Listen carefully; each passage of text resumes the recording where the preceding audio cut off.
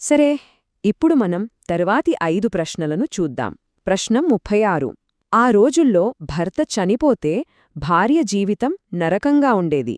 అలాంటి వితంతువులకు మళ్లీ పెళ్లి చేసుకునే హక్కు కోసం పోరాడి 1856లో హిందూ వితంతు పునర్వివాహ చట్టం రావడానికి కారణమైన ఆ మహానుభావుడు ఎవరు? సరైన సమాధానం ఈశ్వరచంద్ర విద్యాసాగర్. ఆయనొక వ్యక్తి కాదు, ఒక శక్తి. సమాజం చిన్నచూపు చూస్తున్న వితంతువుల కష్టాలు చూసి ఆయన మనసు చలించిపోయింది.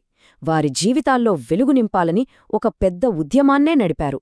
శాస్త్రాలను చదివి ప్రభుత్వంతో వాదించి ఆయన పడిన కష్టం వల్లే 1856లో వితంతు పునర్వివాహ చట్టం వచ్చింది. ప్రశ్న 37. ఈరోజు మనం రోజూ పేపర్లు చదువుతాం, కానీ ఈ వార్తాపత్రికల ప్రయాణం ఎక్కడ మొదలైంది? భారతదేశంలో మొట్టమొదట ప్రచురించబడిన ప్రధాన వార్తాపత్రిక ఏది? సమాధానం హిక్కీస్ బెంగాల్ గజెట్.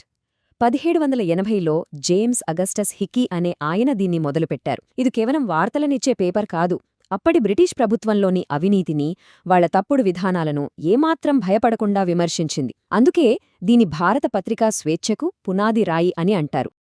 మన తరువాతి ప్రశ్న 38. 1840లలో బొంబాయిలో పరమహంస మండలి అని ఒక రహస్య సంఘం ఉండేది. వాళ్లు సమాజంలో ఏ మార్పు తీసుకురావాలని ఎక్కువగా ప్రయత్నించారు? సమాధానం విగ్రహారాధన మరియు కుల వ్యవస్థకు వ్యతిరేకంగా పోరాడటం. 1849లో మొదలైన ఈ రహస్య సంఘం సమాజంలో లోతుగా పాతుకుపోయిన కొన్ని పద్ధతులను ప్రశ్నించింది. కులభేదాలను తొలగించడానికి వేర్వేరు కులాల వాళ్లు కలిసి భోజనం చేసే కార్యక్రమాలు పెట్టేవాళ్లు. దేవుడొక్కడే, మనుష్యులంతా సమానమే అని వాళ్లు బలంగా నమ్మారు. ఇక 39వ ప్రశ్న. ఇది చాలా ముఖ్యమైన ప్రశ్న. ఈరోజు మనం చూస్తున్న గ్రామ పంచాయతీలు, మునిసిపాలిటీలకు పునాది వేసిన వ్యక్తి, భారతదేశంలో స్థానిక స్వపరిపాలనా పితామహుడు అని ఎవర్ని పిలుస్తారు? సమాధానం లార్డ్ రిపన్. 1882లో లార్డ్ రిపన్ తెచ్చిన ఒక తీర్మానం చాలా పెద్ద మార్పుకు కారణమైంది. మొదటిసారిగా భారతీయులు తమ ఊళ్లను, పట్టణాలను తామే పాలించుకునేందుకు అవకాశం కల్పించింది. అందుకే ఆయనకు స్థానిక స్వపరిపాలన పితామహుడు అనే గొప్ప పేరు వచ్చింది.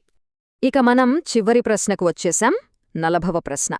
ఒక నాటకం సమాజంలో ఒక పెద్ద ఉద్యమానికి ఎలా కారణం కాగలదో చూపించిన నీల్ దర్పణ్ అనే నాటకాన్ని ఎవరు రాశారు? సరైన సమాధానం దీనబంధు మిత్ర.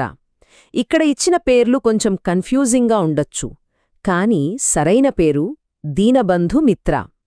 ఆయన రాసిన నీల్ దర్పణ్ అంటే నీలి అద్దం అని అర్థం. అది కేవలం ఒక నాటకం కాదు, నీలిమందు పండించే రైతుల కష్టాలను, వారి కన్నీళ్లను కళ్లకు కట్టినట్లు చూపించిన ఒక అద్దం.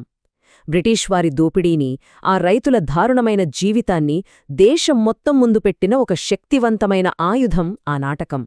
ఈ 10 ప్రశ్నలను ఒకసారి కలిపి చూస్తే మనకు ఒక పూర్తి చిత్రం కనిపిస్తోంది. ఒకవైపు ఆర్య సమాజ్, ఈశ్వరచంద్ర విద్యాసాగర్ వంటి వారు సమాజాన్ని లోపలి నుండి మార్చడానికి ప్రయత్నిస్తున్నారు. మరోవైపు బ్రిటిష్ వాళ్లు రైల్వేలు, చట్టాలతో తమ పరిపాలనను, ఆర్థిక దోపిడీని ఇంకా బలంగా చేసుకుంటున్నారు. ఈ రెండింటి మధ్య నలుగుతూనే సురేంద్రనాథ్ బెనర్జీకి జరిగిన అన్యాయం, నీల్ దర్పణ్ లాంటి రచనల వల్ల ప్రజల్లో నెమ్మదిగా జాతీయవాద భావాలు మొదలవుతున్నాయి.